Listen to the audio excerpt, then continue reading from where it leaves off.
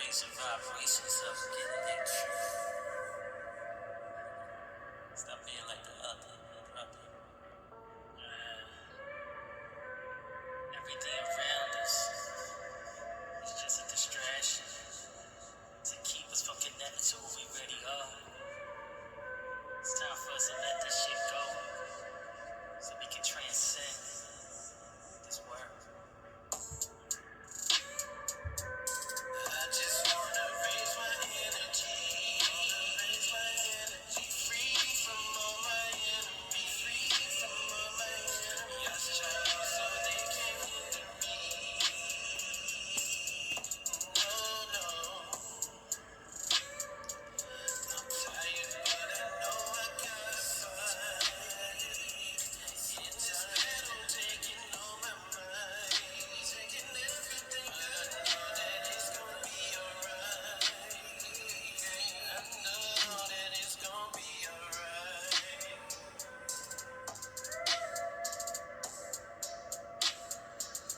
I know it's gonna be alright.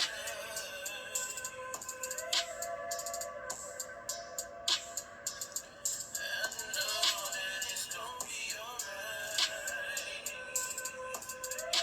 Yeah, yeah, yeah. He told me it's gonna be alright. That's what he told me. That's what he said. That's what he said. I believe it. Yeah, yeah, yeah. Tell me, do you believe it? Do you believe it? See as we believe it. Yeah, we do. Yeah, we do. You should too.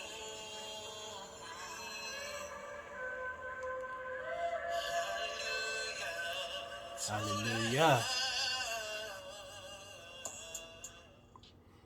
Shalom, shalom, everybody. It's your brother Yaakov. Back at y'all one more time. And that what you just heard is new music from my brothers The Shadows and myself, officially known as the Seers. Y'all can check that out here on YouTube, right here on my profile, also on the Shadows profile. Might want to check their profile out anyway because they got some real introspective talks and stuff on there, also sharing their thoughts and stuff. So just check them out, THASHADOZ, and you can also check out that song wherever you stream music.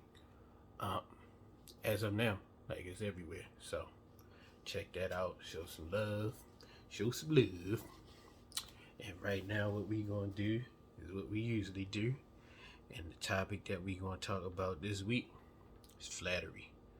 I titled this one, Flattery Will Get You Somewhere, but where? So people always say to get you nowhere, but it will get you somewhere. But where it gets you might not be where you think you're going or where you want to be. So let's go first to the dictionary and get the definition of flattery.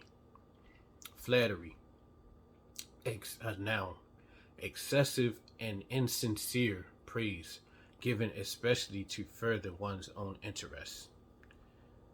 What is an example of flattery? Flattery is defined as praise or compliments, usually exaggerated or false. An example of flattery is a person who's hoping for a raise, telling their boss how great their new haircut looks.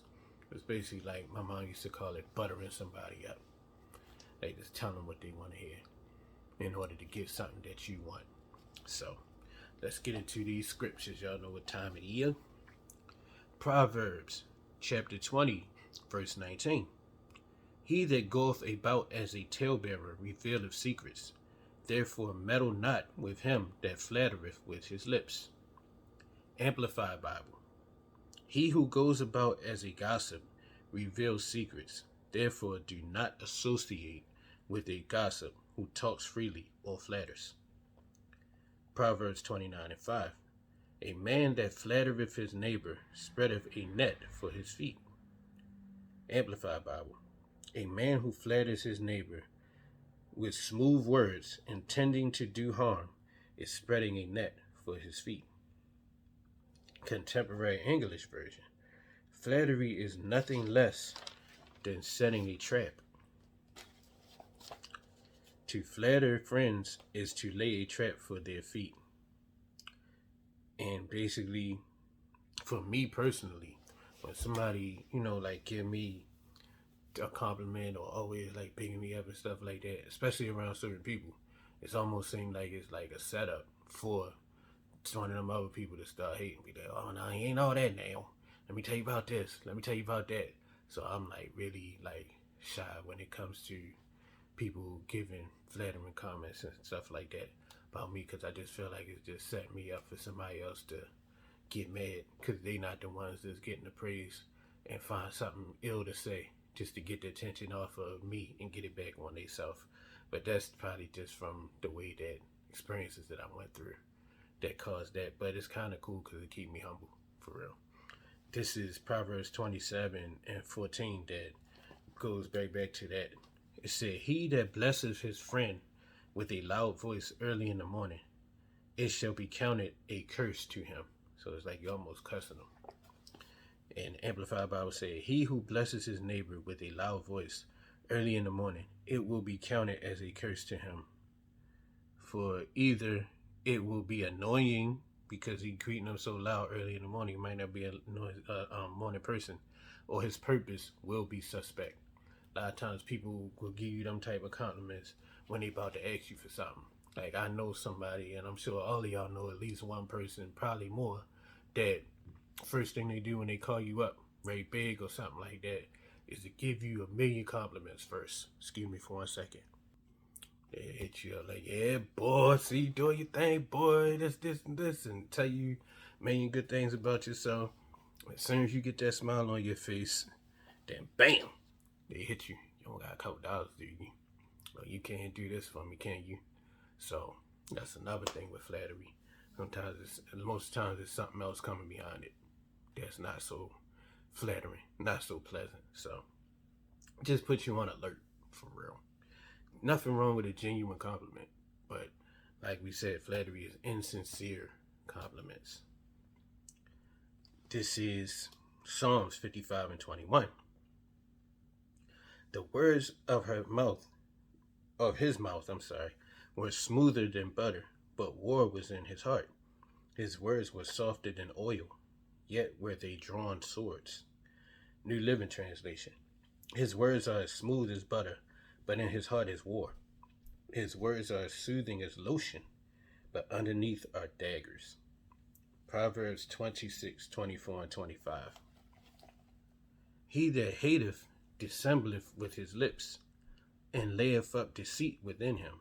When he speaketh fair, believe him not, for there are 7 abominations in his heart."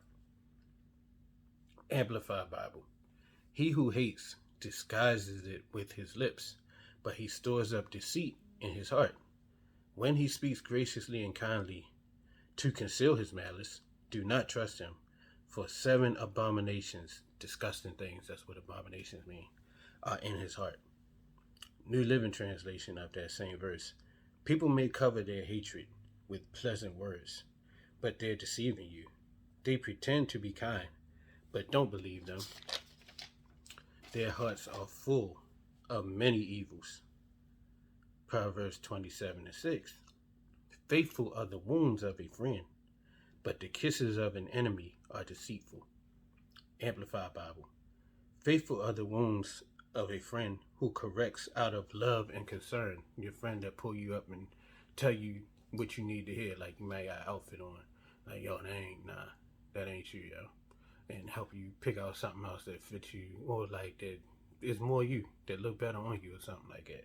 And it might hurt your feelings because you might have thought you looked slick, but that person means well. But the kisses of an enemy are deceitful.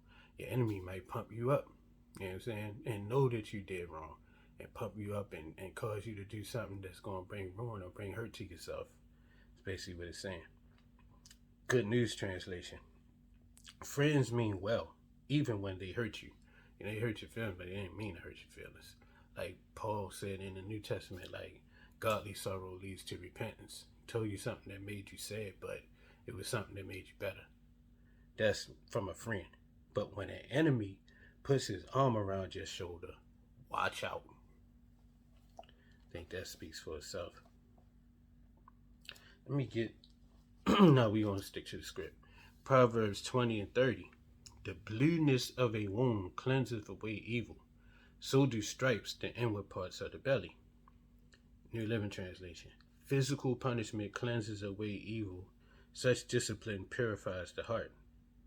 You know, my mom, when I was young, when I used to get ass whippings for real, right before, I'd be like, don't beat me, don't beat me.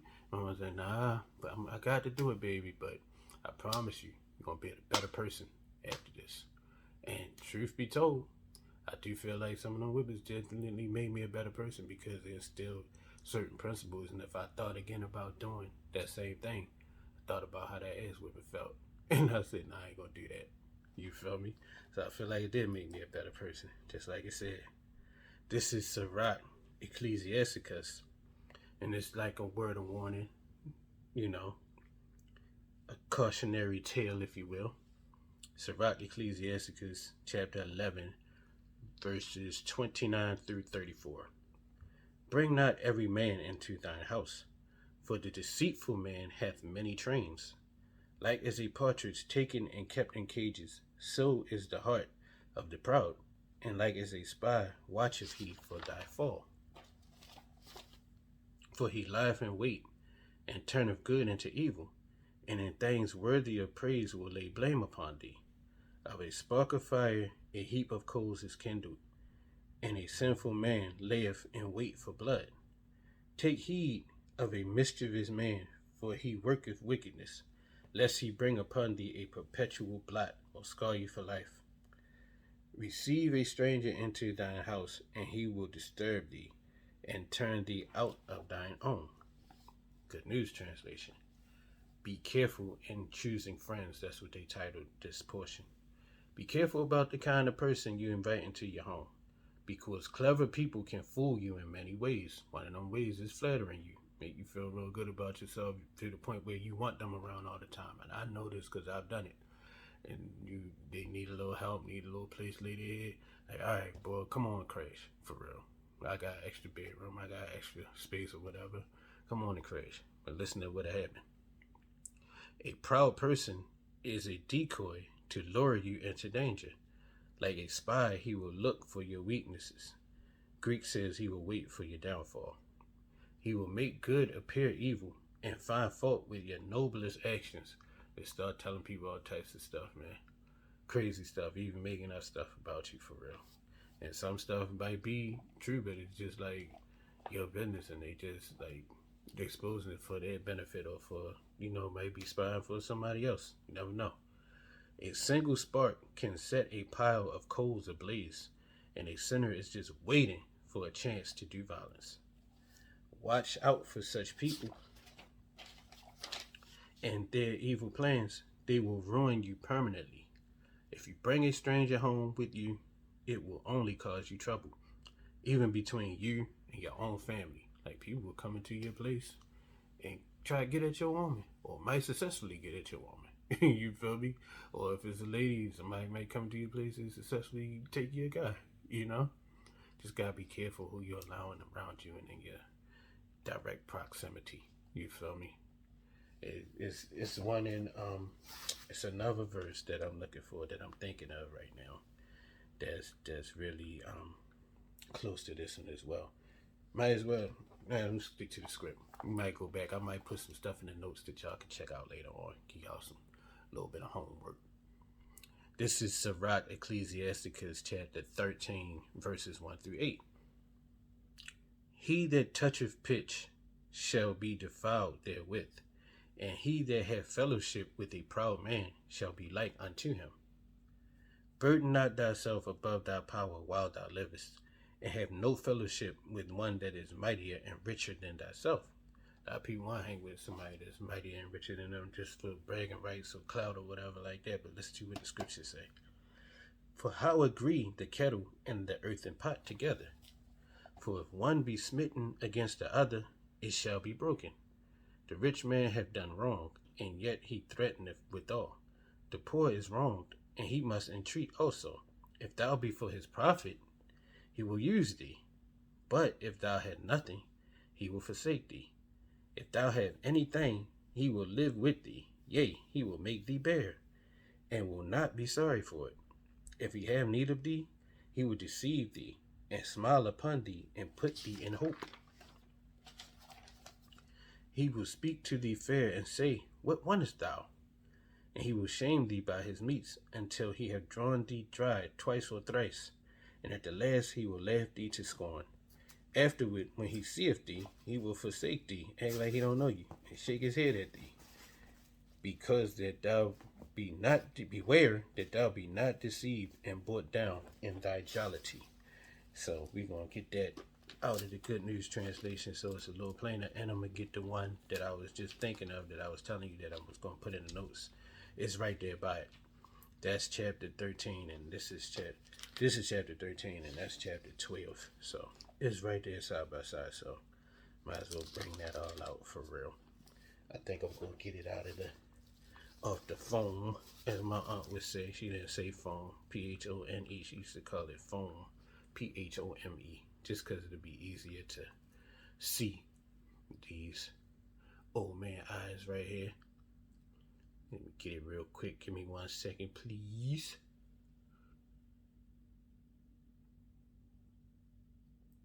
Here we go. Here we go. Here we go. Here we go. Here we go. Here we go. Here we go. Stop. Sirach 13, Good News Translation.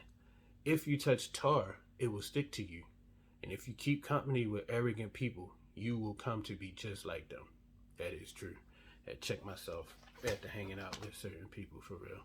I was starting to turn into a person that I didn't recognize.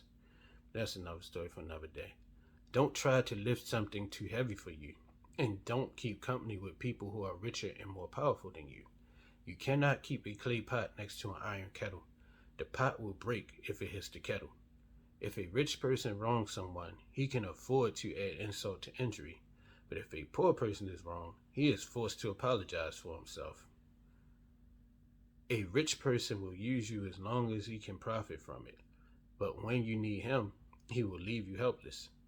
He will live with you as long as you have anything and will gladly drain you dry.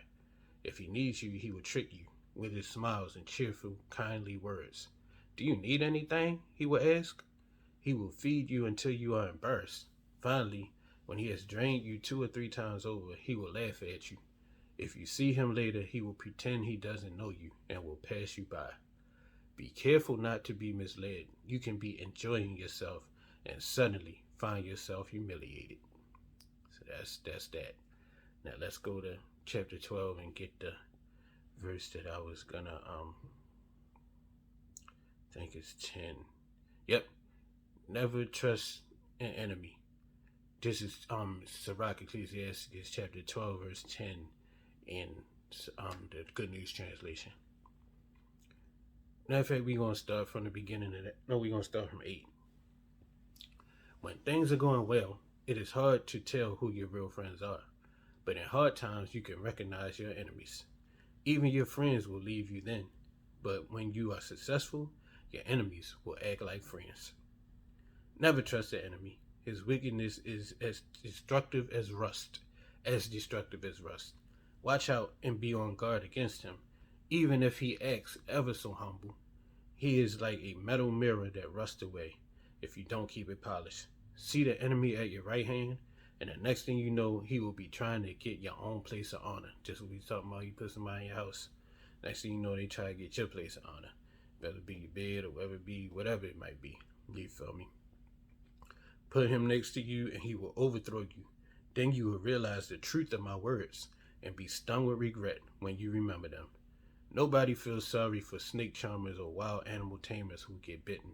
And nobody will feel sorry for you if you run around with sinners and get involved in their wrongdoing. An enemy will stay with you for a while, but not when trouble comes. He will speak fine words while he plots how to trap you. That's flattery right there, them fine words. He will pretend to share your sorrows, but he will kill you if he gets a chance. If trouble comes your way, you will find him waiting, ready to trip you up while he pretends to help you. He will be a different person then, rubbing his hands, doing that Birdman rub, nodding his head, and spreading rumors about you. So be careful, y'all. Let's go to like two more and then we'll be done. This is Ecclesiasticus, also Sirach, chapter 37, verse 1. Every friend saith, I am his friend also, but there's a friend which is only a friend in name. Let's get that out of the Good News Translation.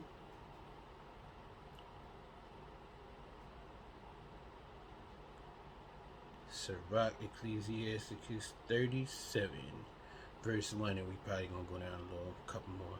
We're gonna go down to 3. Sirach 37, 1 through 3, Good News Translation. False friends. Anyone can claim to be your friend, but some people are friends in name only. The grief caused when a close friendship turns sour is as bad as death. This evil impulse we have, why was it ever formed? How did it manage to cover the earth with deceit? So just be careful in picking our friends for real. And that flattery is a big part of that. People will make you feel like you the best thing since sliced bread, but the whole time they got ulterior motives and they got stuff that they up to bull crap, for lack of a better word. I was gonna say it differently, but remember where we at, so we gonna say it like that. And let's go to one last one. Ecclesiasticus, once again. I love this book. It's like a character study. It teaches you about all different personalities of people and how to deal with them and how to conduct ourselves in situations. I'm talking a little louder because I forgot my heat was on. It just kicked in. But you can find it right here in this Apocrypha. And if you want the Good News Translation, this is a Good News Bible with the Apocrypha included. Ecclesiasticus chapter 6, verses 7 and 8. If thou wouldest get a friend, prove him first, and be not hasty to credit him.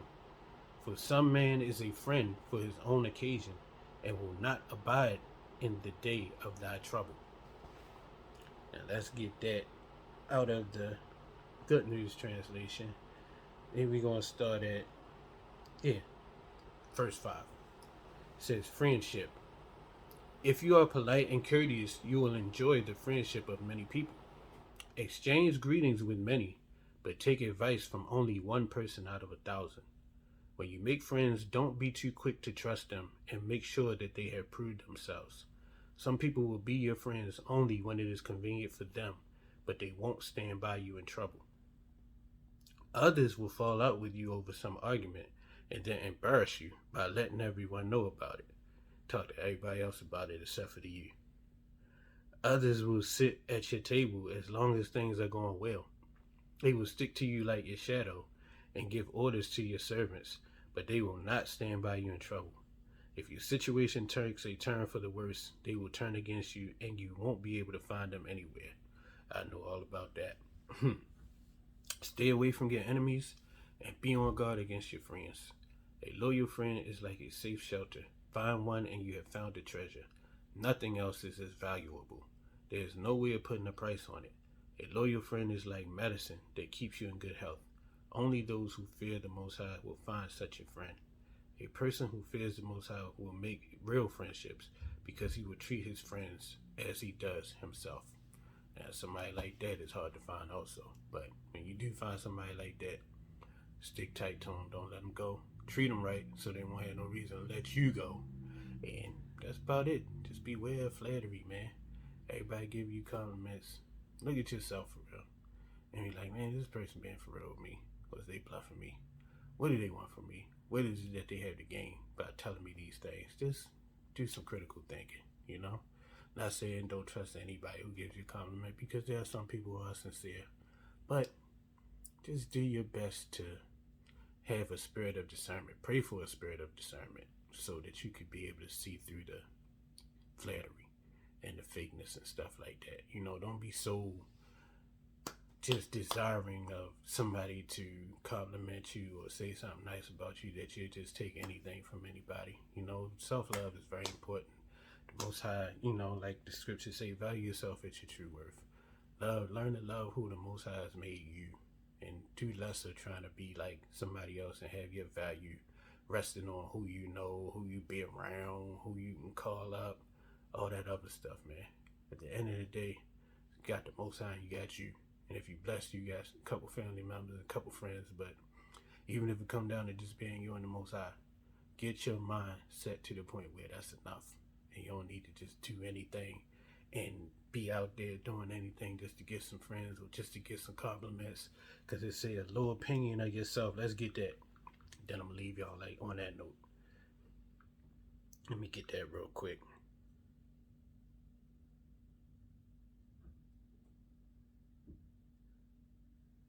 One second. This is Sirach 4 and 21. We going to do 20 first. Sirach 4 and 20. Sorry, bear with me for 1 second, please. It says, observe opportunities and beware of evil, but be not ashamed when it concerneth thy soul.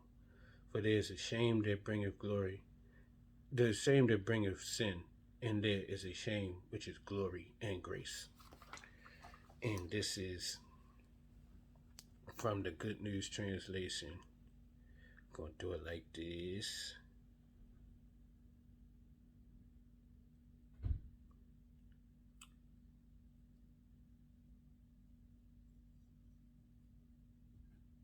Self-confidence. I'm going to start at 20. Take advantage of opportunities, but guard yourself against evil. Don't underrate yourself.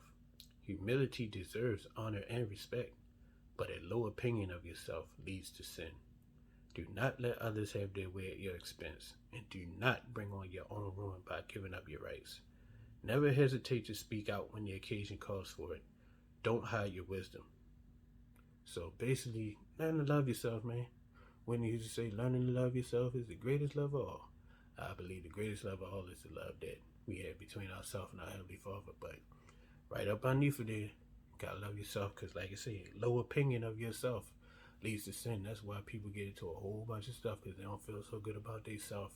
So they need to be everywhere, be with everybody, be cool with everybody in order to make them feel good about themselves. Learn how to feel good about yourself without all that. And then you won't be so quick to fall for them flatterers, because they spread a net for your feet, just like the scripture said. And that ain't no fun. So, that being said, this is probably the longest I've been on here in a while. Hope I ain't taught y'all to death. Hope I gave y'all something to think about. Most High bless and keep y'all. Prayerfully we'll see each other again soon. Shalom.